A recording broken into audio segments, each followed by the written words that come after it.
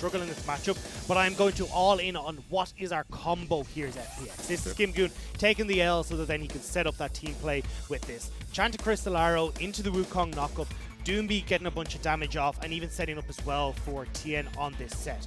So overall, FPX need to get the ball rolling ASAP. Yeah. Because if you look over towards the scout on this Twisted Fate, you've got Camille, who's going to be a ticking time bomb as well. Side lanes is the name of the game for EDG, and you cannot control them as FPX, especially with, well, one, the champions that you have, and two, only having one teleport. And we're kind of set up with Bruiser front lines, right? Like Nautilus' support, late game still going to be a great front line, but nothing like a Malphite, a Maokai as example. So we've got some squishier style of compositions, but you talk about getting the ball rolling for FPX. I look to EDG, I see the on-hit Varus, I see the TF ability to set up the side lanes, and a Camille to speak of a side lane that won't be matched as the late game goes. So this is fun, because for EDG, when I think about Camille top, I think about Aldi, but Xiaoxiang coming in, he's the player that EDG want to run with to try and make the run towards playoffs in summer.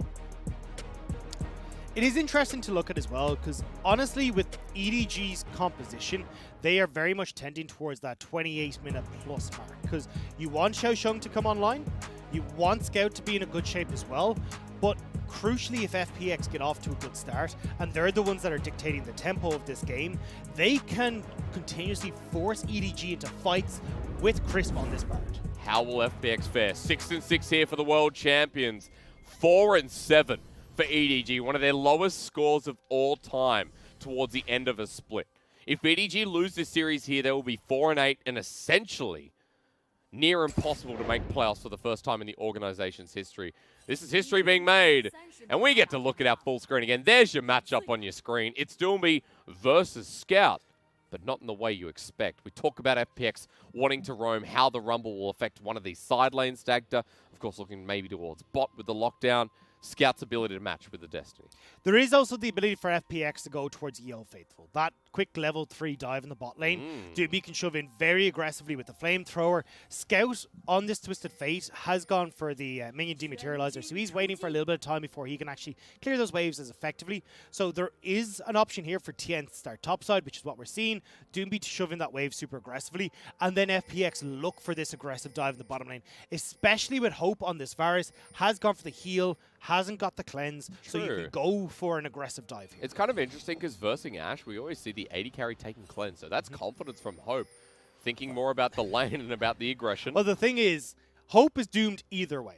I'm going to be honest with you well here. said. If FPX have got control of this game, Hope is just going to be the big target for Crisp. So even if LWX's Enchanted Crystal Arrow lands, you're still going to have Crisp looking for him with the Tempered Fate, and you can't cleanse away from that one. So if FPX are in control, they are going to be looking to start fights over and over onto the 3-man unit of Jiejie, Hope, and Meiko. And unfortunately for Hope, that's not going to be a good game. Well, Chris is going to get engaged on. We see this from Nautilus all the time at level 1, but Hope just took a horrible trade. Actually, Meiko gets hit as well. And the problem is, Ashe and Barda have a lot of damage at this level. A lot. And as well, a lot of pushing power as well, because you've got that double range. They can shove this wave super effectively. Yeah. And it means that Hope and Meiko now are in this awkward position where, yes, they hit level 2 first, but Jiejie has gone from this, or has fully cleared this top side, now only making his way down towards bot side, whereas Tian has already double buffed and Gromp hit level 3 and has the potential to move into this bottom side. And Jiejie on League Sin as well. You have high expectations because when he came into the league last year as a rookie, he performed on this pick. This was his pick, and this year has been ever so more. Spotted out in the ward is Tian, who comes into the Tri-Brush, actually invading himself. Double buffs are required. He just walks by, he's like, yeah, whatever. Maybe he's there, maybe he's not. Good block from GimGoon topside meanwhile, but magic damage shield. Tian coming mid. We got action everywhere because Scout might have to flash away and does from potential face breaker. Yeah, that was not the call from Scout. You literally saw Tian walking straight through your jungle to go for it. So I was surprised to see Scout walk up that aggressively. Even if he'd managed to move up towards the top half of the lane, maybe could have been able to do something. But yeah, Scout not in a position there to try and do very much. I just wanted to have a quick chat, you know, as we do. Okay. Remember when it was IG RNG, I was casting with Lyric, and our segment was all about teams that step up to the plate when matched with, like, you know, enormous foes. Kind of like Clutch IG do. potential. Yeah. The clutch potential. Also, the quality of teams rises because they're facing, like, an old opponent. EDG and FPX don't have much history, but it's always been that match where you're like, well, EDG rise to their opponents like they did to RNG over the rough history that the two had with each other over the years. And FPX do the same with teams like IG and RNG. So what I'm hoping for in this series is that we get that same factor when we're watching IG RNG. A lot of the clutch potential, a lot of the risk-taking that manages to net a massive lead that's decisive from either of these teams. Well, if that is going to be the case, I think it'll definitely be from EDG's side here, where so far we've seen EDG do reasonably well at, look, Doinb holding on in his lane. Scout still has the teleport to try and get this counter push going. Xiaoxiang is doing so much work in this top lane, but might be caught out. And he's a bit low on mana here, so even though the trade's been going well, Facebreaker doesn't connect. Xiaoxiang just walks away and walks back up. And he's totally fine now. This is why I was surprised to see GimGoon going towards the Wukong. This is such a terrible matchup for him, especially when you got the grasp being dying on the Camille. It's so difficult to try and trade against her. You get that AD shield, you get a bunch of CC, and you can see the results here for GimGoon. It tells you I know GimGoon very well because in chat like I'm like, Wukong's open against the Camille. Not about the matchup bout. Well, GimGoon, he wants to put himself in an unfavorable matchup because that's how FPX like to play. Don't give him priority in lane. Don't even give him a decent matchup. It's like, GimGoon, if we're gonna put you in the ground, we're putting you 6 feet under. Yeah.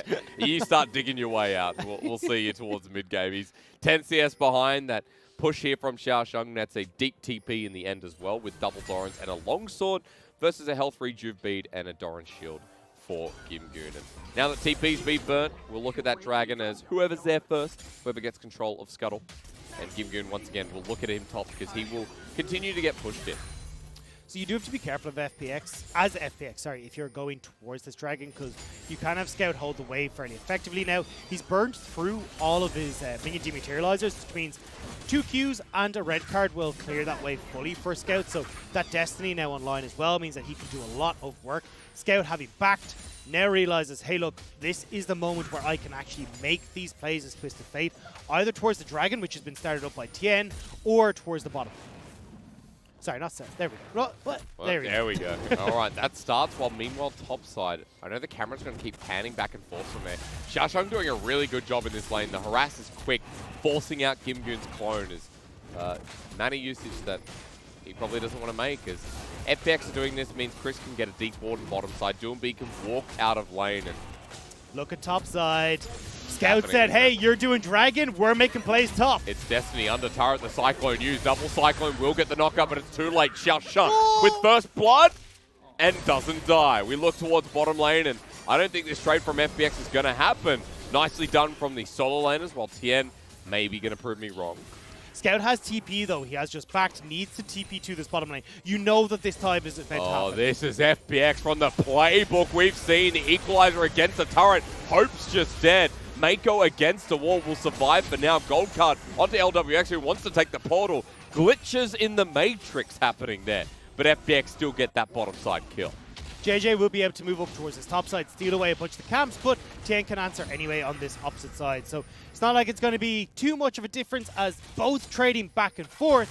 But honestly, I'd rather have the gold on my Camille than I do on my Sett. I mean, we already highlighted how Xiaoxiang's been playing this matchup, how he's been trading, and now with a kill and Sheen, it's going to be so much harder for GimGoon, but what we saw there from FPX was very much out of the World's playbook, very much out of the 2019 scrapbook that became Holy. And a good response when you see Scout going towards the top side. You know, okay, look, Doinb doesn't have pressure mid. He can go and make this play bot, but okay. There's no ult available, but GimGoon's just trying to wily his way out however he can. Again, though, Destiny used by Scout. Now he wants to get a little bit more active. Shoved in that bot, or that mid wave again. Starting to get bot side river control. So whenever you see a Twisted Fate getting this much control over either side of the river just says, hey, look, we know that this is where Scout wants to try and go down towards the bottom lane. But we'll have to see if he's going to be able to do so. More than likely waiting till Hope has a level 6 mark and then can try and, in conjunction with the Chains of Corruption, set up a play. Very true, a lot of CC potential there. Pings are getting spammed down towards the bottom side. It's tracking from EDG while Scout's Destiny's not up, but he has the movement speed thanks to the Scuttle. Jiejie pressuring too. GimGoon pays the respect though, and Scout has to get back because this wave is pushing pretty fast. Has to make sure he can catch it, not lose out on too much against Doinb's Rumble. And there goes Doinb. Guess where he's going? He's got Equalizer again, Dagda. You do have level 6 hit for Crisp as well. This could be the perfect setup for FPX. Oh my god, they're so fast, so quickly there. Hope and Meiko once again, Enchantress Arrow lands, steps on up the Equalizer, down with the turret going golden. FPX once again, as Doinb takes turret, the shock of Hope dying in the end as GimGoon's getting dove by Jiejie and Xiaoxiang. He survived long enough though. Double Cyclone, Sonic Wave, flashed away from Xiaoxiang, gets knocked up, but Jiejie won't die. Another kill over to the Camille and ticking time bombs in both lanes. EDG well orchestrated there to get that dive happen, but the thing is we're trading back and forth consistently. FPX do get the double kill in the bot lane, obviously nets them a bit of gold, but you did trade turret plates mid. You're trading turret plates in the top side as well. And as we said, EDG scale better into that late portion of the game.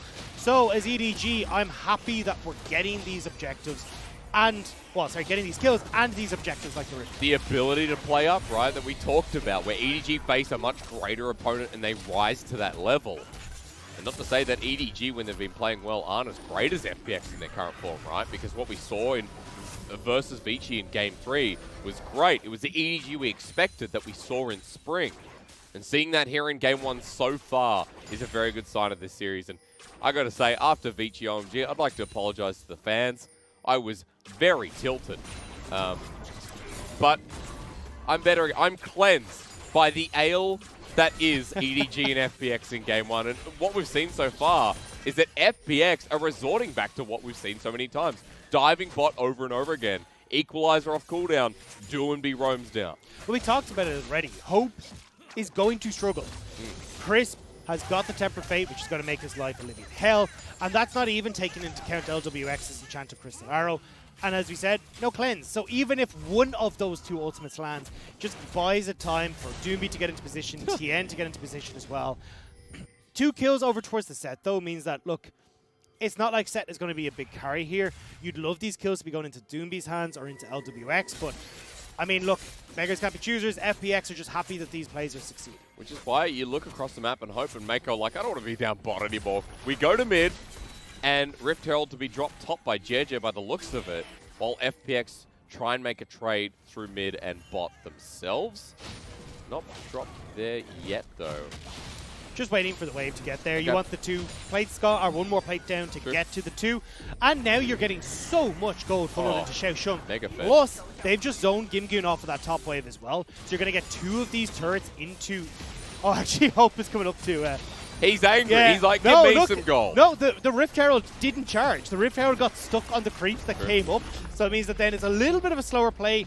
Now all this gold is being shared between both Hope, Meiko and Xiaoxiang, so not quite as potent, but still, hey look, you're going to get the second tower. Oi, not in time. The damage actually does come down, but it might pick out Xiaoxiang. The Rift Herald getting low, so the sweep across does a bit of damage and Chains of Corruption don't connect onto Chris. The Scout's in the back line, and Doinb has to burn both summoners to get out off screen. EDG being really proactive in this early game. And we got to see how they're going to keep going forward, because you got Doinb alone in that mid lane at the moment with a lot of EDG members collapsing, but he does make it into that bot side river safe. So, Dagda, you said before who you'd prefer to have your gold on. Well, Xiaoxiang is 40 CS up, picked up turret plating from that as well. And on the trade on FPX's side, despite being even in gold, it's across the board. And he's got Triforce now for Xiaoxiang. Yes, he does. That's the big pickup. Like, look at the difference in items, as GimGoon will back now, but it's absolutely insane how fed this Camille is. And now as EDG, you are the ones that are controlling the pace in this game.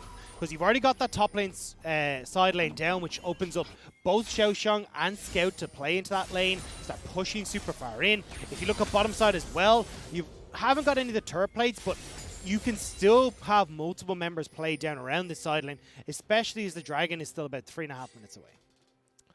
Doinb has first item Nomicon. There's going to be a lot of talk about that, I can sense, but of course you're going up against Camille, who's going to have Ravenous Hydra at some point as well, while Crisp is just walking into the river. Caught out a little bit here. He flashes away, but through the magical journey, that takes him nowhere. 1 more auto needed. Flash from Scout to secure the kill. And Tian almost gets caught out as well. Sonic Wave with no resonating strike. But what's resonating right now is that EDG are being more proactive or outpacing FPX. And look at this bottom lane as well. Xiaoxiang has already got control of this matchup. GimGoon is struggling still, especially with that Triforce coming in. And GimGoon, you're damned if you do, damned if you don't. Yep. You try to play into lane to try and push back this wave. You eat a bunch of these Sheen procs coming through from Xiaoxiang. And then if you try to hold the wave underneath the tower, or well, you don't, Xiaoxiang is going to just poke down these turret plates anyway. And let's come back to what you were talking about, because Gold now 1k in the lead for EDG. You talked about the snowball effect, the pace that needs to be taken by FPX. When for EDG, they've got the side laner, they've got the Camille, they've got the 1-3-1 through the TF as well who can link up. Plus you've got an on-hit Varus, so there's a lot working for EDG in this first game. And it becomes really difficult for FPX to try and snowball now with the way that the game is positioned itself. Twisted Fate is in this top side of the map. He can shove in super far and then force someone on FPX to go and collect that wave. Gives yourself a numbers advantage. That's close, hang on. Second Cyclone to come through, TPUs, but GimGoon is about as squishy as a monkey right now. That's what he is. Dead, and Xiaoxiang gets a kill. Everyone comes down to help out their sister with the scissors. And that's what I wanted to touch on was you have so much control here as EDG. That top wave gets shoved in by Scout. He's opened up to make plays elsewhere. That was the teleport down towards that bottom side. And now you can even have Xiaoxiang off this back. TP in towards top side to protect the tower. But you have a lot of members of FPX there. So EDG just trading 1-for-1. But as EDG now, you're in a fantastic spot because you've got both these side lane structures down. You can now shove in both side lanes and then collapse onto mid tower while FPX are trying to deal with all their side lanes being down. They're being quickly done. Destiny there you used behind Doinb, but he used both summoners before. Kicked back with Chains of Corruption. So much lockdown. And there goes a Chinese Rumble flying through the sky as Scout, low health bar, Tempered Fate will lock down Scout. The counterplay from Tian will net back with the nice base breaker. Scout drops. There is a trading kill, and Chana Crystal Arrow up top side. They want to kill Meiko, but he's going to execute to the turret in time. A lot invested from FPX, though, and a lot of ways for them to deal with these map plays from EDG. GimGoon's teleport is down. Now they've got a brief window where they can try and make something happen. As Jiejie won't get caught out, but wave cleared, tower protected, and EDG will be back out on the map just in time for this dragon. But they will lose this turret at the end of the day as well, and Gold will come back to a near even point.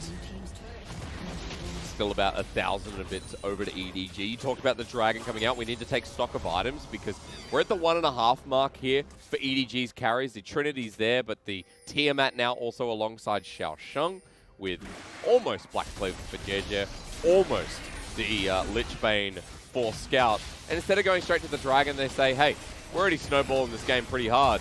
Let's get the Rift Herald. Let's start taking down some more struggles. And this is where how you double down as EDG on cracking open these towers. Because we talked about side lanes, and then having a Rift Herald you can place in this mid lane as FPX are drawn across the map. The thing is, though, for FPX, they are trying to force EDG into a fight. The best way to do that is by forcing an Infernal Soul, which just adds so much more punch power to FPX, and particularly this mid-game spiking combo. I was going to say, we're one away for FPX. Tian's going to solo this away while Doinb sits in the bottom lane, but Xiaoxiang demands attention. Heading up to the inhibitor turret, this Camille destroys turrets, and GimGoon at threat of being dove 2 levels underneath his counterpart and 60 CS behind. Hextech Ultimatum is available, and even though you got Infernal Soul coming up, as Xiaoxiang, I'm like, whatever, I'll just go bot next time. Look at the difference in items. You got a completed Triforce and that Tiamat to a Tiamat and a Phage. You were so far behind as GimGoon that if at any point in time Xiaoxiang is left on his own against GimGoon, he can do a lot of work. And that's basically what EDG did with that trade-off, was go, right, we are going to get this Rift Herald, know we're going to get Xiaoxiang ahead, and then when that 4th dragon spawns for FPX, we can play so heavily through Xiaoxiang, we can outnumber FPX at that point. Which comes back to EDG's game plan in the past when they were running Audi and Junjia, and when they had variations of that, was playing towards the top side, so it shows you the EDG coming into this series were very set on exploiting the weakness of FPX in the past, which has been GimGoon, who tries to play 1 versus 2 in pretty much all his games, and exemplifying the fact that the top side has been their layer of success, whether it's Audi or Xiaoxiang recently. Good to see that EDG have run into that in Game 1, given Xiaoxiang a 2.6k gold lead over GimGoon in this game. It's not a bad stat. That's a lot of goals, a lot of items, and that's a lot of problems for FPX just off of one member on EDG. That's right. Now, though, we need to see EDG actually starting to coordinate these split pushes because, as we talked about, FPX are going to struggle. You can see they've committed 2 members down to that bottom lane because Doinb doesn't have the TP.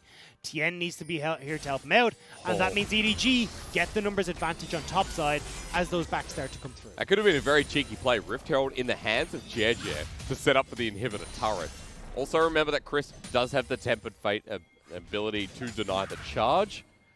That is up and available. Now, we're getting to a point where pings are getting spammed. We're 3 minutes away from that next dragon.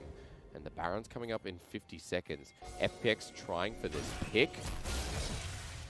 Vision. Which I'm surprised at, because you do have I don't think they think Xiaoxiang's still in this top lane. I believe they think he's backed, but he will be spot on the ward now as FPX realize, oh crap, we need to get back and defend our turrets. And it does mean that Scout can safely push out this bottom wave. Because what FPX were trying to do is, what we just talked about is trying, EDG want to get their waves in order. Actually, they're looking for a play. He's TPing. Doinb could be in a lot of trouble because Scout's behind him with Destiny straight onto this Rumble who flashes away. Tempered Fate does not connect. FPX running through. And that's a lot of resources used for Doinb's flash. And I don't agree with the play. Like, you don't have a dragon up that you can try and make that play work for. You don't have, you can potentially get the mid turret, but you could have got that off of just straight pressure anyway. And now you don't have these teleports for the dragon in 2 minutes. Well, Dagger I just saw enchanted crystal arrow from LWX. Sonic Wave doesn't connect, but now at least breaking over mid as Tian walks on up to the Rift Herald. Drenchline pulls him back in, 5 versus 5, with the equalizer layering down but doing no damage. Flashing away is Meiko. The poke's still great. GimGoon pretending to be a monkey will survive with the clone and run away, but now for EDG, what do they do off the back of this? Scout's still trying to hover forward though, might be looking to flank in underneath the structure. No TP for GimGoon just yet. Xiaoxiang ready to go in, still has the ulti. Scout has gold card and flash available onto LWX who walks forward with no fear. Exhaust placed down and turret goes down. EDG still getting an advantage out of the play, although they use a lot. So now I want to see the lane assignments from EDG.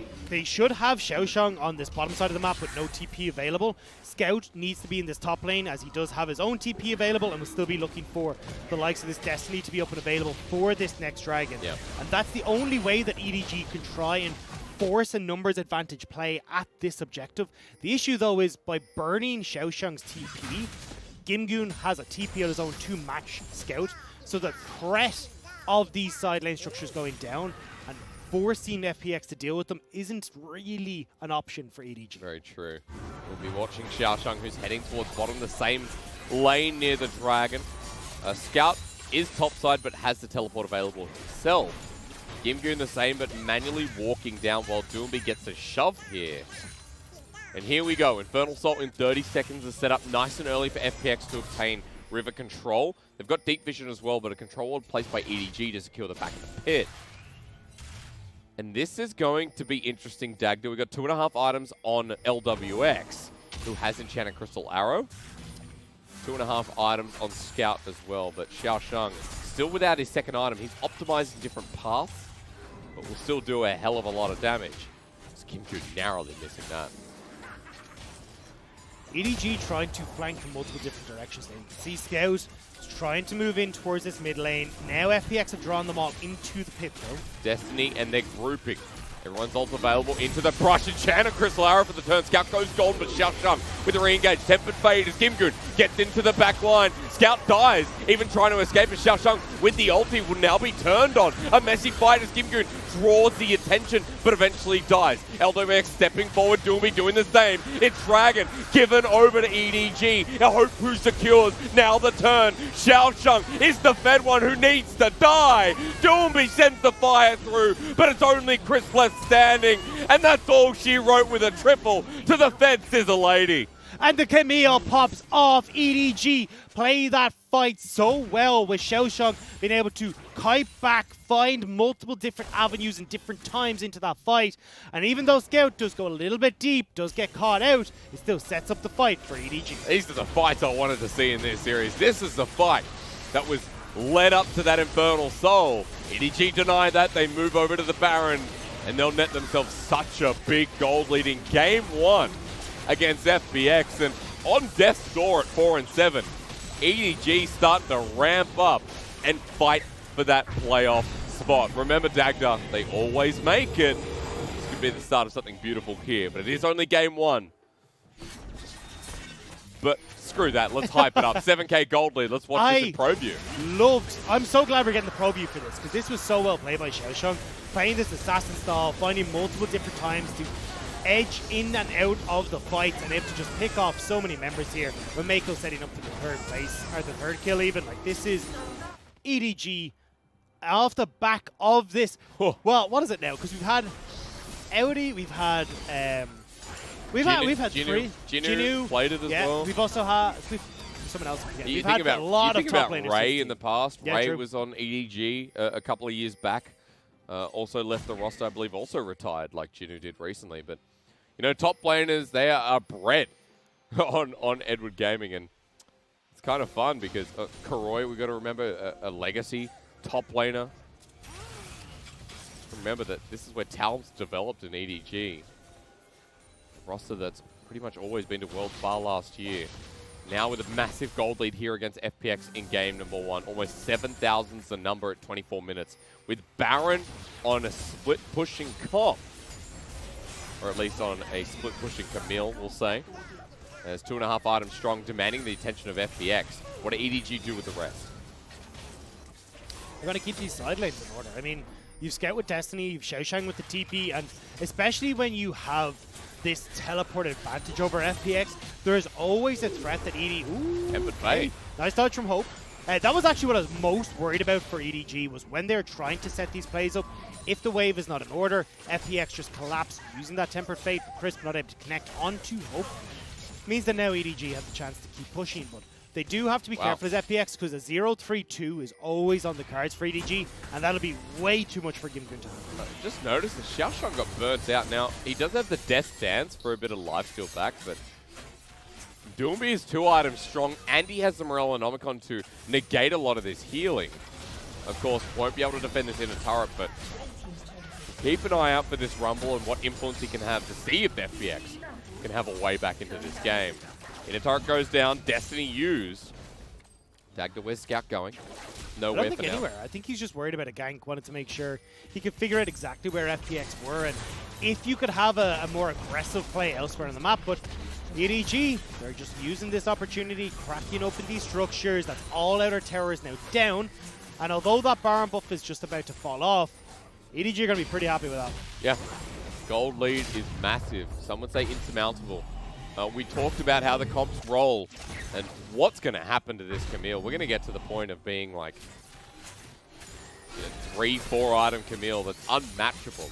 And GimGoon hasn't had a very good game because GimGoon hasn't been set up to succeed. That's the comparison on your screen, and we know his role versus the Camille's. But it's so sad because, like, in Champ Select, we went, GimGoon, look, I appreciate it. I understand you're doing what is best for the team, at least attempting to.